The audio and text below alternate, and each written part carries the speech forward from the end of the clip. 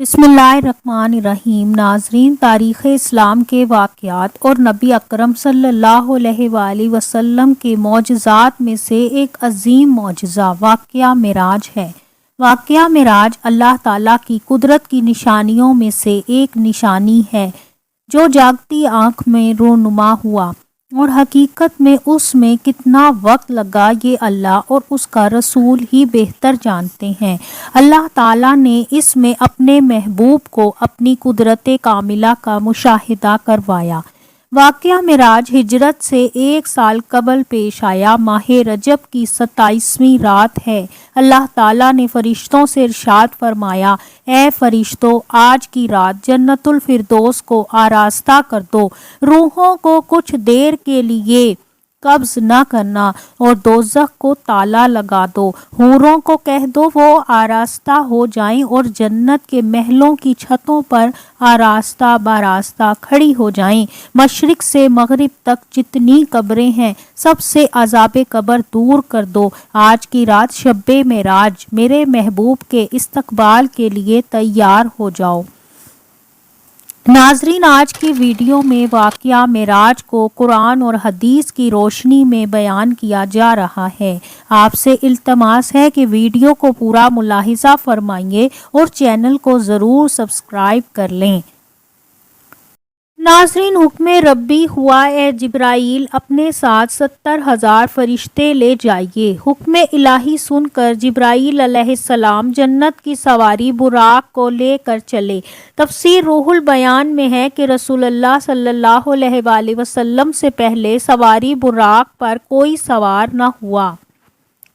ناظرین، ماہ رجب کی 27ویں شب کیا پرکیف سما ہے، مطلع بالکل صاف ہے، فضا میں عجیب سی کیفیت طاری ہے، ستارے پورے آب و تاب کے ساتھ جگمگا رہے ہیں، پوری دنیا پر سکوت کا عالم طاری ہے۔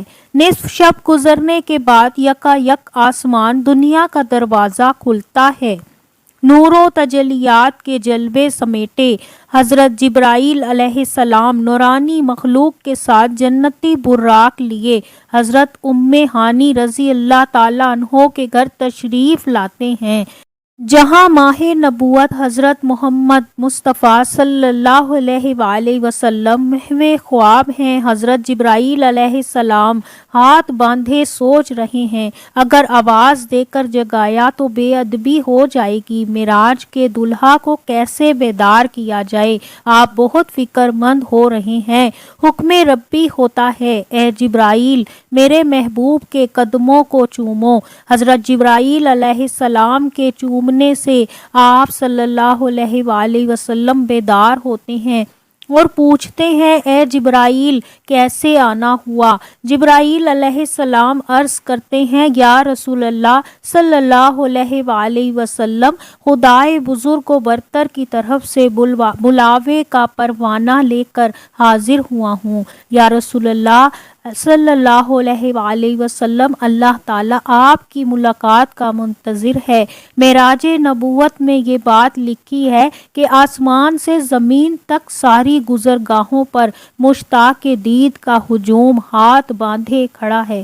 چنانچہ آپ صلی اللہ علیہ وآلہ وسلم نے سفر کی تیاری شروع کی۔ جبرائیل علیہ السلام نے آپ کا سینہ مبارک چاک کیا، پھر دل نکالا۔ بخاری و مسلم کی احادیث میں یہ بات درج ہے۔ پھر آپ کا دل مبارک دھویا، واپس سینے میں رکھ دیا۔ ناظرین، سینہ اقدس کو چاک کرنے کے بارے میں کئی حکمتیں ہیں، جن میں ایک حکمت یہ ہے کہ قلب اطہر کو وہ قوت قدسیہ شامل ہو جائے کہ اس میں آسمانوں پر تشریف لے جانے اور عالم سماوات کا مشاہدہ کرنے اور بالخصوص دیدار الہی کرنے میں کوئی دقت پیش نہ آئے۔ پھر آپ صلی اللہ علیہ وآلہ وسلم کے سر اقدس پر امامہ باندھا گیا۔ علامہ کاظمی اس امامہ شریف کے بارے میں فرماتے ہیں کہ یہ امامہ حضرت آدم علیہ السلام کی پیدائش سے بہت پہلے تیار کیا گیا تھا اور اس کی تعظیم کے لیے 40,000 فرشتے اس کے سامنے کھڑے تھے۔ حضرت جبرائیل علیہ السلام نے رسول اللہ صلی اللہ علیہ وآلہ وسلم کو نور کی ایک چادر پہنائی، زمرد کی نالین مبارک پاؤں میں زیب تن فرمائی، پھر حضور صلی اللہ علیہ وآلہ وسلم جنتی براق پر تشریف فرما ہوئے۔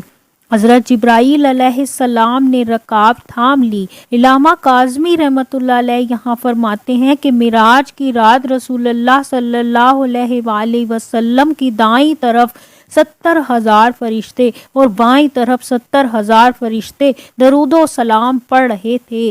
فضا درود و سلام سے گونج اٹھی اور رسول اللہ صلی اللہ علیہ وآلہ وسلم درود و سلام کی گونج میں اپنے سفر معراج کا آغاز فرماتے۔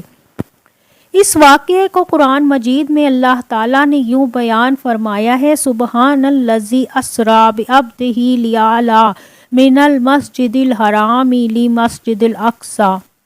اس کا ترجمہ ملاحظہ فرمائیں کہ پاک ہے وہ ذات جو اپنے بندے کو راتوں رات لے گیا مسجد الحرام سے مسجد اقصی تک، جس کے ارد گرد کو ہم نے برکت دی ہے تاکہ ہم اسے اپنی نشانیاں دکھا سکیں۔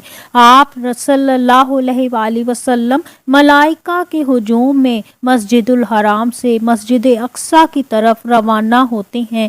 ناظرین، یہ گھڑی کس قدر دل نشین تھی جب مکان سے لا مکان تک نور ہی نور پھیلا تھا، سواری بھی نور تھی، سوار بھی نور تھا، باراتی بھی نور تو دولہا بھی نور، میزبان بھی نور تو مہمان بھی نور۔ نوریوں کی یہ نوری بارات فلک بوس پہاڑوں، بیاباں ریگستانوں، چٹیل میدانوں، سرسبز شاداب وادیوں، پرخطر ویرانوں سے سفر کرتی ہوئی وادی بطحا مدینہ میں پہنچی، جہاں جبرائیل علیہ السلام نے رسول اللہ صلی اللہ علیہ وآلہ وسلم سے عرض کی کہ یہاں اتر کر 2 رکعت نماز نفل پڑھ لیں، یہ آپ کی ہجرت گاہ مدینہ ہے۔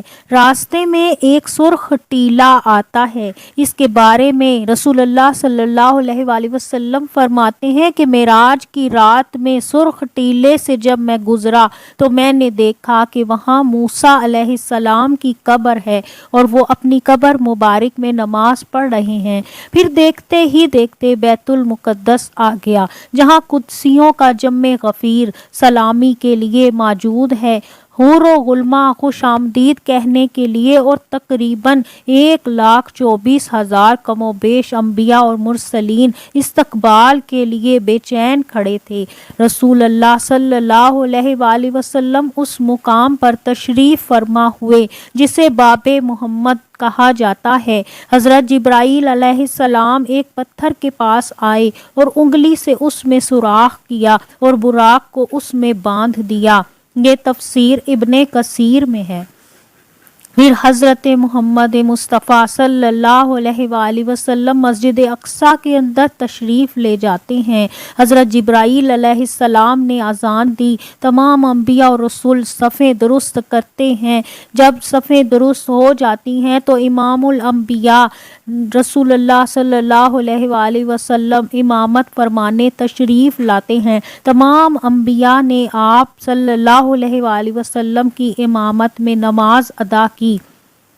پھر یہاں سے فضا دوبارہ درود و سلام سے گونج اٹھتی ہے۔ آپ صلی اللہ علیہ وآلہ وسلم براق پر تشریف فرما ہوتے ہیں اور درود و سلام کے جھرمٹ میں آسمانوں کی طرف سفر کا آغاز کرتے ہیں۔ یہاں سے واقعہ معراج شروع ہوتا ہے۔ رسول اللہ صلی اللہ علیہ وآلہ وسلم فرماتے ہیں، پھر مجھے اوپر لے جایا گیا۔ براق کی رفتار کا یہ عالم تھا کہ جہاں نگاہ کی انتہا ہوتی وہاں براق کا پہلا قدم ہوتا، فوراً ہی پہلا آسمان آ گیا۔ جبرائیل علیہ السلام نے دروازہ کھٹکھٹایا۔ دربان نے پوچھا کون ہے؟ جبرائیل علیہ السلام نے جواب دیا جبرائیل۔ دربان نے پوچھا ساتھ کون ہے؟ جبرائیل علیہ السلام نے فرمایا محمد صلی اللہ علیہ وآلہ وسلم۔ دربان نے کہا مرحبا۔ آسمان اول پر حضرت آدم علیہ السلام نے استقبال کیا، دوسرے آسمان پر حضرت عیسیٰ اور یحییٰ علیہ السلام نے مرحبا کہا، تیسرے آسمان پر حضرت یوسف علیہ السلام نے خوش آمدید کہا، چوتھے آسمان پر حضرت اسماعیل علیہ السلام نے، پانچویں پر حضرت ہارون، چھٹے پر حضرت موسیٰ اور ساتویں آسمان پر حضرت ابراہیم علیہ السلام نے آپ صلی اللہ علیہ وآلہ وسلم کا استقبال کیا۔